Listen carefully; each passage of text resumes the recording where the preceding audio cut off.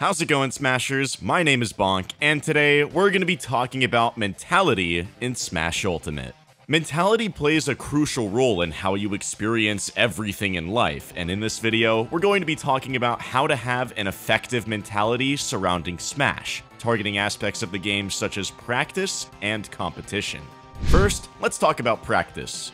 While it may seem as simple as just playing the game a lot, there are numerous factors that may impact the effectiveness of your practice. From things like the level of focus being directed towards the practice at hand, your motivation for practicing, and even how much sleep you got the night before, there are a lot of things to consider. For this video, we're mainly going to be focusing on factors directly related to the practice itself, but here are a couple of other things to keep in mind. It's common knowledge by now that exercising regularly comes with a plethora of health benefits. You may be surprised, however, to find out that it comes with a number of gaming-related benefits as well. Bet you're listening now, huh? For one, exercise increases a process known as mitochondrial biogenesis. In simpler terms, your body creates more of these little powerhouses known as mitochondria, which are responsible for producing energy throughout the body. The resulting increase in energy is felt not only in the muscles, but in your brain as well, and can give you an edge when you really need to get dialed in. A couple of other benefits include an increased ability to deal with stress, and even greater control of your motor functions, but those are more closely related to competing than they are to actively practicing, so we won't get into them here. With all of these benefits, there's really not much to lose. It doesn't have to be a huge commitment either. Try setting aside at least 30 minutes every other day to go on a brisk walk, and you'll begin to see the effects almost immediately. Another external factor that may heavily impact how much you're able to get from practicing is sleep. Aside from the obvious effects it will have on your energy levels and ability to concentrate, in severe conditions, your reaction time may be increased by as many as 40 milliseconds, just over 2 frames in a 60 FPS game. In a game like Smash, where unreactable options are as prominent as they are, every frame counts, and no amount of mental growth can reduce the importance of being able to meet the executional demands of your ideas. Maybe ditch the 3 AM grind sessions and make sure you're getting a good 7 to 9 hours each night. Your mind and your body will thank you.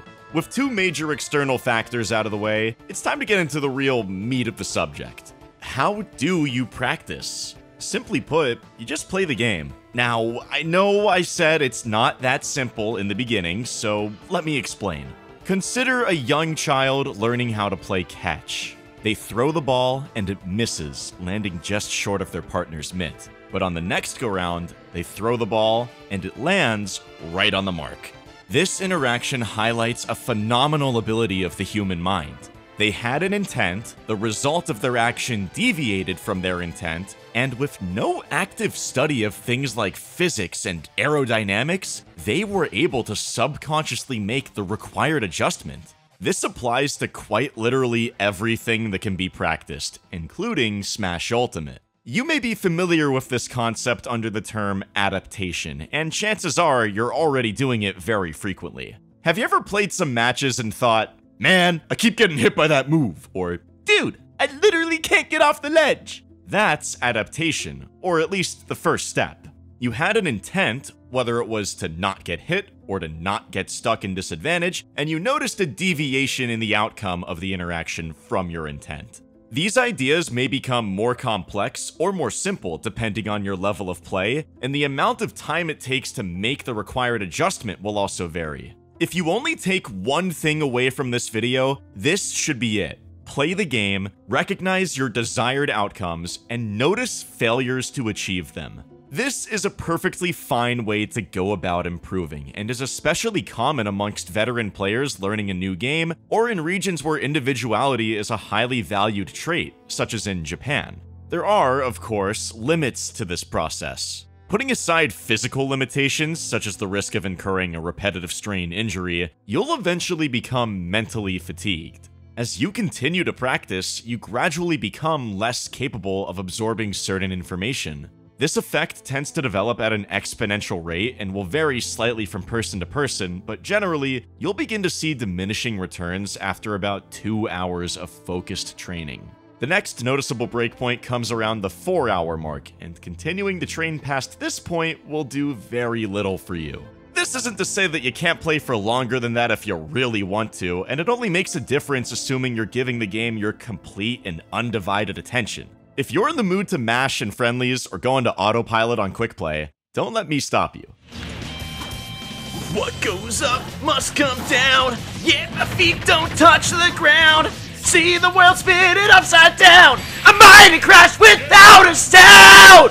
Frequency of practice is another significant factor, and consistency is heavily favored over intensity. Not only are frequent short periods of practice less prone to the aforementioned mental and physical diminishing returns, but they are also conducive to a process known as map expansion neuroplasticity. We know you're here to learn about Smash and not neurology, so we're gonna keep the explanation simple. When specific mental functions are frequently repeated, specific areas of your brain related to this function will change in size as you learn, and this has a great positive impact on the learning process. Basically, if you practice for 1 hour every day, you'll see greater improvement than if you were to practice for 8 hours every other day. With all that being said, it may sound as if there's some superimposed cap on how quickly you're allowed to progress, but that isn't necessarily the case. There is a way to speed up the learning process, and it targets one of the most ambiguous parts of the adaptation process. Identifying mistakes is only one part, but independently coming to solutions for areas you struggle in can take anywhere from one game to the span of multiple months. This is where set analysis comes into play. By watching top-level gameplay, you can see how pros respond to the situations that you personally struggle in. It's an especially simple process when you pick a pro that uses the same character as you, potentially in the exact same matchup, if possible, but the more advanced players out there may be able to break down an exchange into its fundamental concepts and put those concepts into the context of their character's kit well enough that analyzing any top player can benefit you. Now that you have solutions to your problems, it's time to apply them in some matches. But there's a problem. You're performing horribly. You're losing to people you used to beat, getting hit by things you otherwise never would, and things just aren't the way they used to be. But that's exactly how it should feel, because things aren't the way they used to be. You recognized a flaw in your gameplay, and now that you're taking steps to correct it, you're playing differently. You're trying out your newfound solutions in places where you already had them, and the increased level of focus on implementing your new idea will take away focus from other aspects of your gameplay. This will be uncomfortable. You will perform worse overall, and it can be difficult to avoid falling back into your old playstyle when you begin to get frustrated over your drop in performance. The ability to not fall back into your old ways in an attempt to appease your ego is another significant aspect of mentality, and it all comes down to managing your expectations and goals. First, a couple of considerations regarding performance expectations relative to different time frames. Essentially, playing how you're used to playing prioritizes performance in the short term, while training new things at the expense of your immediate performance will provide a boost to your performance in the long term. Being able to shift your focus from the short-term immediate pleasure to the long-term pleasure of the immediately less pleasurable alternative involves a psychological skill known as delayed gratification. There's a lot to cover regarding the subject, and frankly, you don't really need to have a complete grasp on concepts such as impulsivity and a lack of ego control to understand that sacrificing some good feels now can give you a lot of good feels later. Now that you understand this concept, it's time to completely throw all of that out the window, at least for now.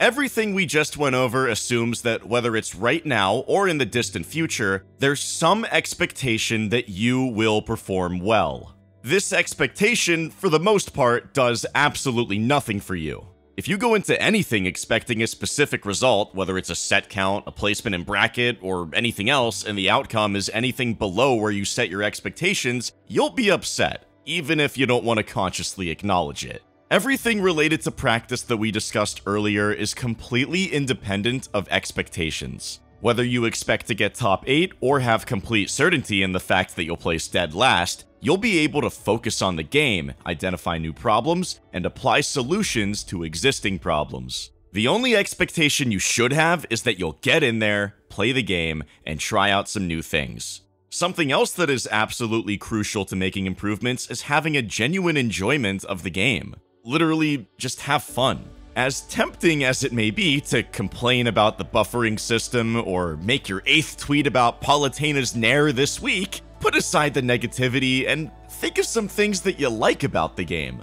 I personally think it's dope that there are over 1,000 music tracks in the game, and the fact that you can have Mario fighting Sephiroth from Final Fantasy on Pokemon Stadium, or any other wacky arrangement of universes crossing over that people would have never thought to be possible.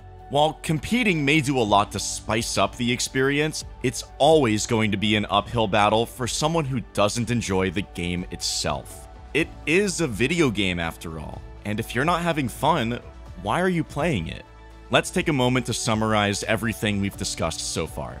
Exercise regularly and try to get some good sleep. If your body isn't able to keep up with the demands of your mind, you won't be able to make that critical step towards implementing your ideas. Practice efficiently, and practice often.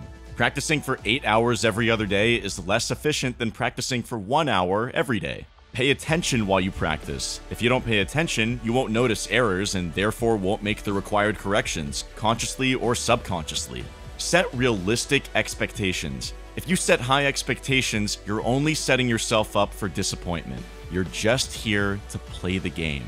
Last, but certainly not least, have fun. It's a video game. Why else would you be playing it?